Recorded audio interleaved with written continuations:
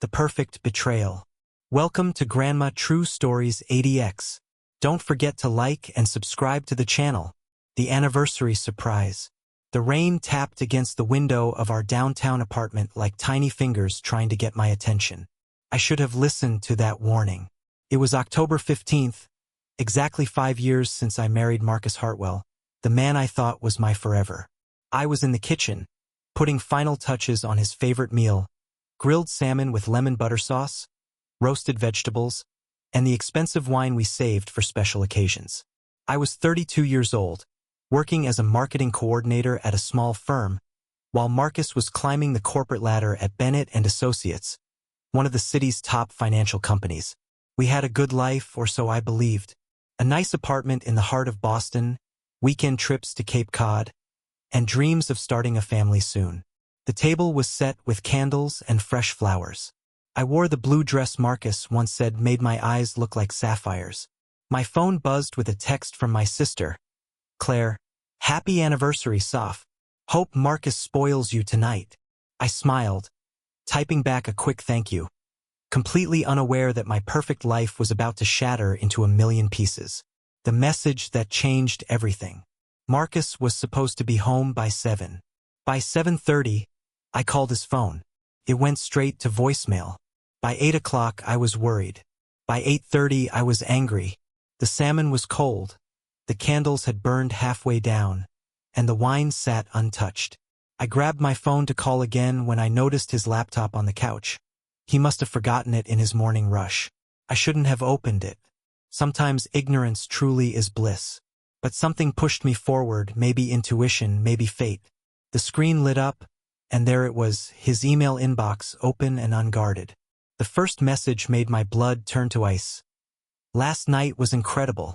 I can't wait until we don't have to hide anymore. She suspects nothing. D." My hands shook as I scrolled through the messages. Diana, my former best friend, Diana Morrison, the woman who had been my maid of honor, who cried at our wedding, who I trusted with my deepest secrets. The emails went back 8 months. 8 months of lies, secret meetings, hotel rooms, and laughter at my expense. The evidence pile. I couldn't stop reading. Each message was a knife twisting deeper into my heart. They talked about me like I was a joke, an obstacle to remove. Diana wrote, "She's so boring, Marcus. Always talking about starting a family. You deserve someone exciting, someone who understands your ambitions." Marcus replied, "Soon, baby. Once the promotion comes through, I'll have the financial security to make a clean break. She won't get much. I've been moving assets for months." There were photos too. Pictures of them at restaurants I recognized, places Marcus told me he was having business dinners. Images of Diana wearing jewelry I thought Marcus bought for me but never gave. Screenshots of apartment listings in the suburbs with messages like, "This is where we'll start our real life together." The betrayal was so complete, so calculated, that I felt physically sick. I ran to the bathroom and threw up, my body rejecting the truth as violently as my mind wanted to. When I finally looked at myself in the mirror, I barely recognized the woman staring back. My eyes were red, mascara streaked down my cheeks, and my carefully styled hair hung limp around my face. The confrontation. Marcus came home at 10:47 p.m. I had spent the past 2 hours moving between rage, heartbreak, and a strange, cold clarity. I was sitting in the dark living room when he walked in, smelling of Diana's perfume. A scent I knew well because I helped her pick it out last Christmas. "Sophia, why are you sitting in the dark?" His voice held annoyance, not concern. That told me everything I needed to know about how far we had drifted. "Happy anniversary, Marcus," I said quietly, turning. On the lamp beside me, the light illuminated his laptop on the coffee table, still open to his emails. The color drained from his face. For a moment, he looked like he might deny it, but then his expression changed. The mask of the loving husband fell away, revealing someone I didn't recognize. "You went through my private emails? You're sleeping with Diana, and you're worried about privacy?" My voice was surprisingly steady. He sat down across from me, not even trying to move closer, not attempting to comfort or explain. I was going to tell you. I just needed the right time. The right time? I laughed, but it sounded foreign, bitter. When exactly is the right time to tell your wife that you've been having an affair with her best friend for 8 months? Before or after you steal all the money from our joint accounts? His jaw tightened. Those are investments I made.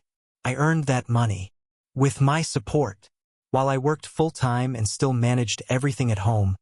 Cooked your meals? Planned our life. My voice was rising now, years of being taken for granted bubbling to the surface. The cruel truth. You want the truth, Sophia? Marcus stood up, his voice cold and clinical. Fine. I stopped loving you 2 years ago. You became comfortable, predictable. Diana is everything you're not.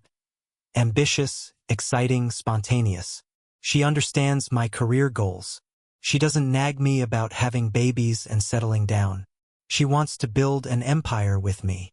Each word was carefully chosen to wound, and they hit their targets perfectly. We've been planning this for months. The divorce papers are already drawn up. You'll get the apartment for 6 months while you find something else. The car is in my name. The savings accounts have been redistributed to reflect my larger contributions. You planned this? All of it.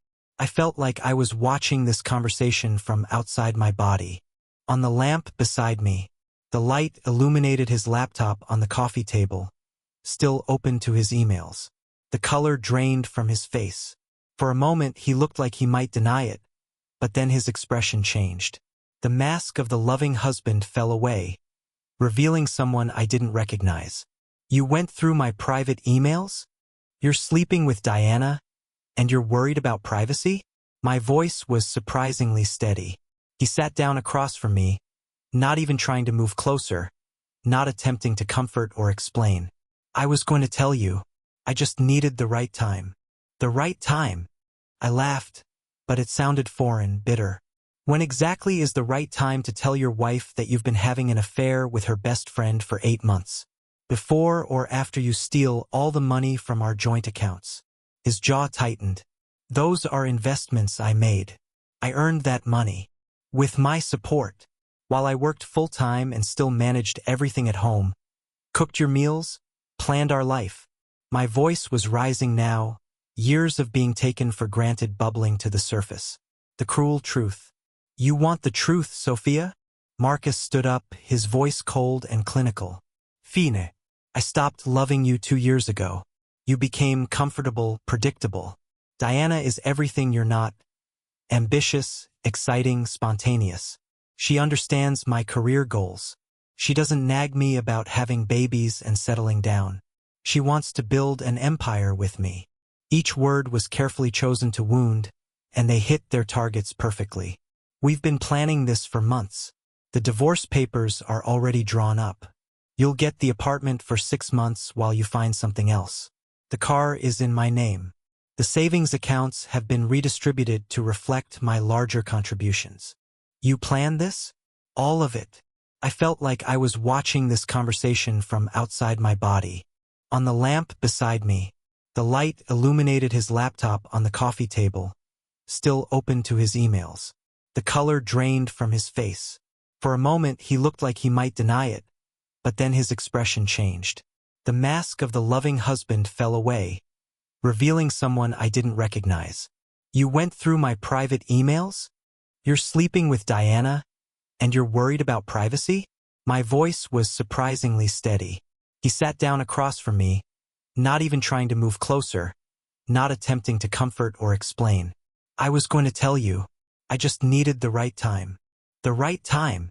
I laughed, but it sounded foreign, bitter. When exactly is the right time to tell your wife that you've been having an affair with her best friend for 8 months? Before or after you steal all the money from our joint accounts? His jaw tightened. Those are investments I made. I earned that money. With my support. While I worked full-time and still managed everything at home. Cooked your meals? Planned our life. My voice was rising now, years of being taken for granted bubbling to the surface. The cruel truth. You want the truth, Sophia? Marcus stood up, his voice cold and clinical. Fine. I stopped loving you 2 years ago. You became comfortable, predictable. Diana is everything you're not. Ambitious, exciting, spontaneous. She understands my career goals. She doesn't nag me about having babies and settling down. She wants to build an empire with me. Each word was carefully chosen to wound, and they hit their targets perfectly. We've been planning this for months. The divorce papers are already drawn up. You'll get the apartment for 6 months while you find something else. The car is in my name. The savings accounts have been redistributed to reflect my larger contributions. You planned this? All of it. I felt like I was watching this conversation from outside my body. Diana helped. She's actually a lawyer. Did you know that? Specialized in family law. She made sure everything was ironclad. He smiled, actually smiled. She's not just beautiful, Sophia. She's brilliant. She knows how to protect what's ours. Does she know you told me you loved me this morning? I asked quietly. Old habits, he shrugged. Look, this doesn't have to be ugly. Sign the papers, move on, find someone at your level. We both know I was always out of your league. The breaking point, after Marcus left that night. Going to Diana's place, he didn't even bother lying. I sat in the ruins of our anniversary dinner and cried until I had no tears left. The candles had burned out completely, leaving small pools of wax on the table. The wilted flowers seemed to mock the death of our marriage. I called Claire at 2 a.m. She answered on the first ring, her voice thick with sleep. Soph, what's wrong? I told her everything. She listened without interrupting, and when I finished, she said, Pack a bag. I'm coming to get you. You're not spending another night in that apartment. Claire, I can't just leave. This is my home. That's not a home anymore, sweetheart.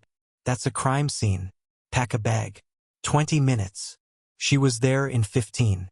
My sister, my fierce, protective sister who had warned me that Marcus was too smooth, too charming, too good to be true. She helped me pack essentials while I moved like a robot through the motions. As we walked out, I took one last look at the apartment that had housed my dreams. The mysterious visitor. I stayed with Claire for 3 days, barely eating, sleeping in fits and starts, jumping every time my phone buzzed with messages from Marcus about keeping things civil. On the 4th day, Claire came into the guest room with a strange expression on her face. There's someone here to see you. He says his name is Alexander Chun, and he has information about Marcus you need to hear. I had no idea who Alexander Chun was, but something in my sister's tone made me get up, wash my face, and go to the living room.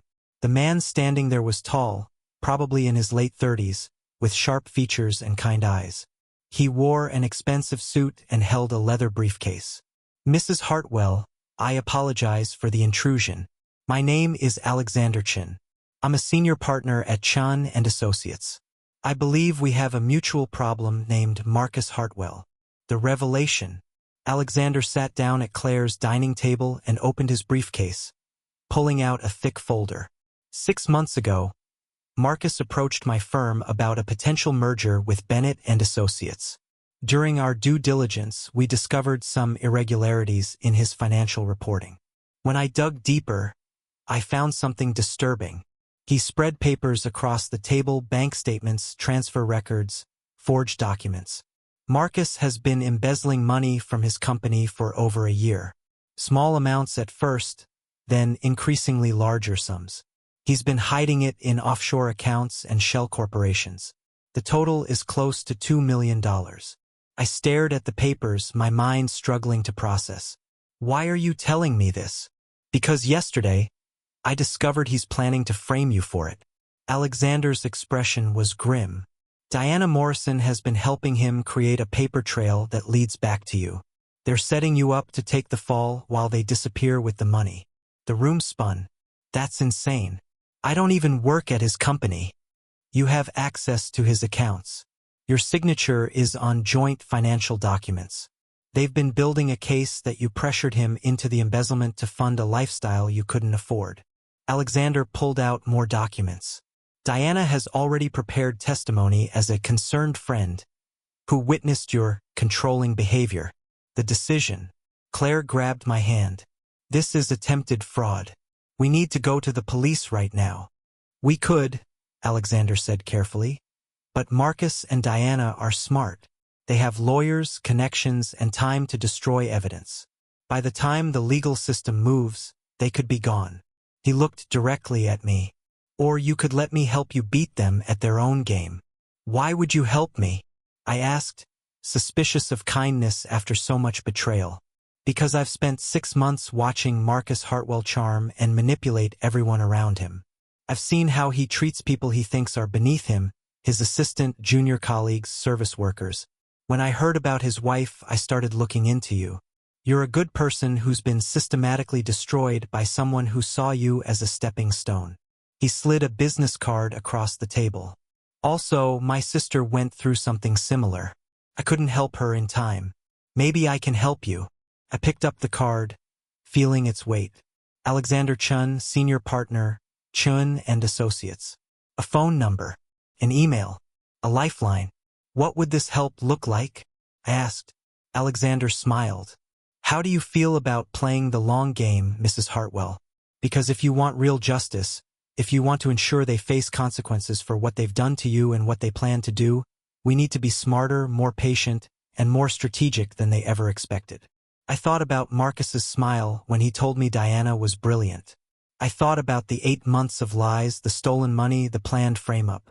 I thought about the woman I used to be, trusting, kind, always seeing the best in people.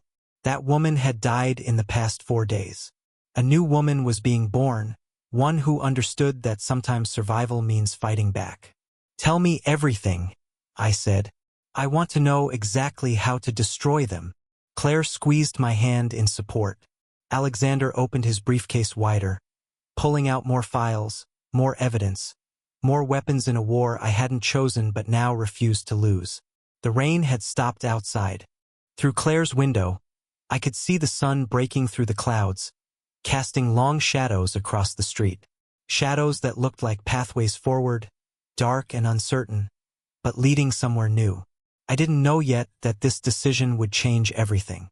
I didn't know that the next 6 months would transform me in ways I couldn't imagine. I didn't know that Alexander Chun would become more than just an ally in my fight for justice. All I knew in that moment was that Marcus and Diana had made a critical mistake. They had assumed I would break, cry, and disappear quietly into the background of their perfect life. They had forgotten that the strongest steel is forged in the hottest fire. And I was about to burn bright enough to melt their entire world. End of Part 1. Word count 2000. To be continued in Part 2. The Silent Transformation. Would you like me to continue with Part 2 now? MB2 Part 2. The Silent Transformation. The War Room. Alexander's office became my second home over the next few weeks. Located on the 42nd floor of the Sterling Tower, it had floor-to-ceiling windows that overlooked Boston Harbor. I would sit in the leather chair across from his massive desk, surrounded by evidence of Marcus's crimes, and plan my resurrection. The key to winning this, Alexander explained during our first strategy session, is patience. Marcus and Diana think they've already won. They think you're broken, crying in your sister's guest room, ready to sign whatever papers they put in front of you. We use that assumption against them. He pulled up a timeline on his computer screen. Marcus is expecting a promotion announcement in 3 months. That's when he plans to file for divorce, frame you for the embezzlement, and start his new life with Diana. We have 90 days to build an unbreakable case and position you as the victim, not the villain. I studied the timeline, my mind surprisingly clear. The tears had stopped after that first week. In their place grew something harder, colder, more focused. What do I need to do? First, play the part of the devastated wife. Meet with him, seem willing to negotiate. Let him think he's getting everything he wants. Meanwhile, we gather evidence, secure witnesses, and protect your assets. Alexander handed me a folder.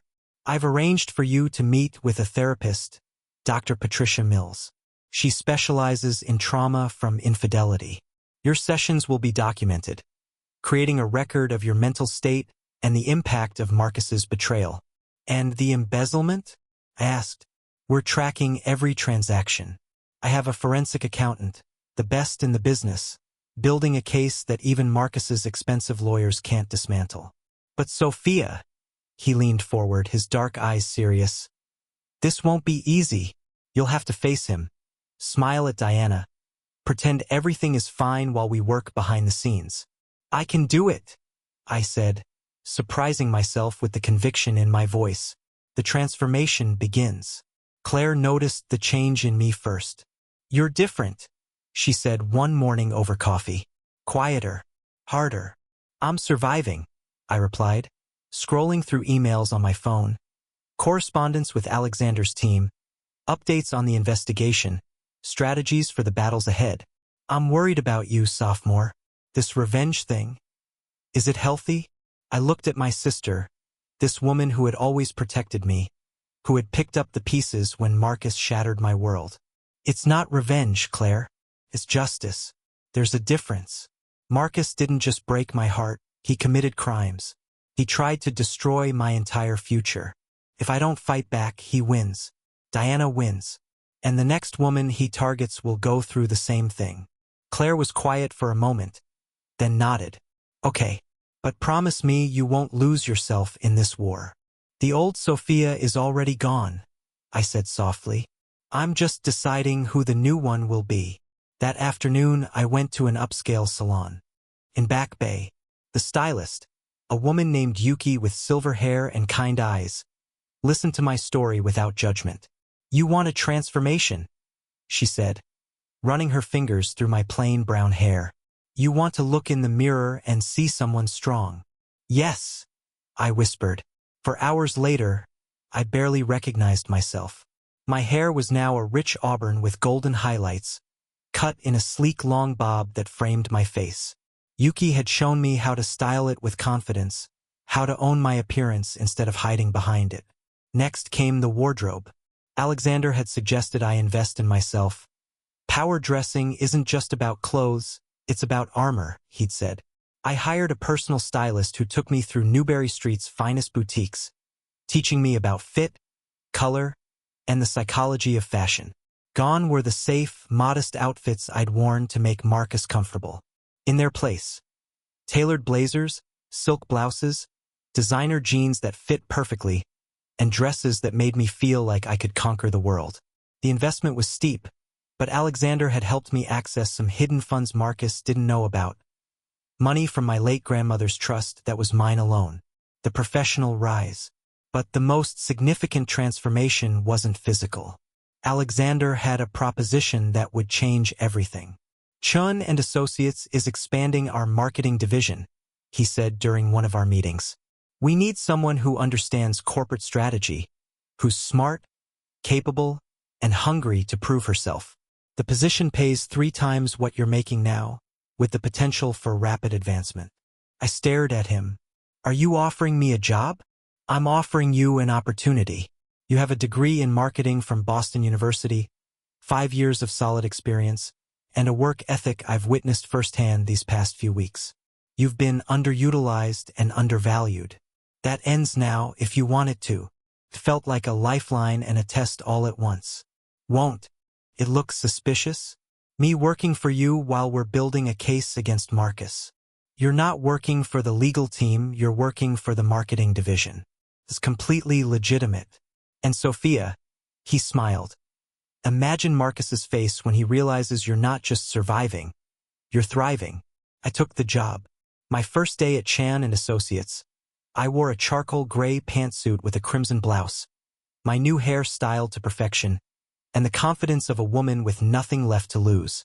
The marketing director, a brilliant woman named Rachel Torres, welcomed me warmly. Alexander speaks highly of you, she said, showing me to my office. An actual office with a door and a window, not the cubicle I'd had at my old firm. He says you're ready to do remarkable things. I am, I replied, and I meant it. The first encounter. 6 weeks into my transformation, Marcus requested a meeting to discuss the divorce. Alexander coached me carefully. Remember, you're the victim but not the doormat. Show emotion, but stay strong. Let him see that you're hurt but handling it. Don't give away any of our strategy. We met at a neutral location, a coffee shop in Cambridge. I arrived first, deliberately choosing a table by the window where the afternoon light would highlight my new appearance. When Marcus walked in, I watched his reaction carefully. He stopped mid-stride, his eyes widening. For a moment, he looked confused, as if he'd walked into the wrong meeting. Then recognition hit, followed quickly by something that looked like regret. Sophia. He approached slowly, taking in the tailored navy dress, the professional makeup, the confident posture. You look different. Hello, Marcus. I kept my voice neutral, cordial. Thank you for meeting me. He sat down, still staring. Your hair. And you look great. Really great. Thank you. I've had time to focus on myself. I pulled out the divorce papers his lawyer had sent. Shall we discuss these? For the next hour, we went through the terms.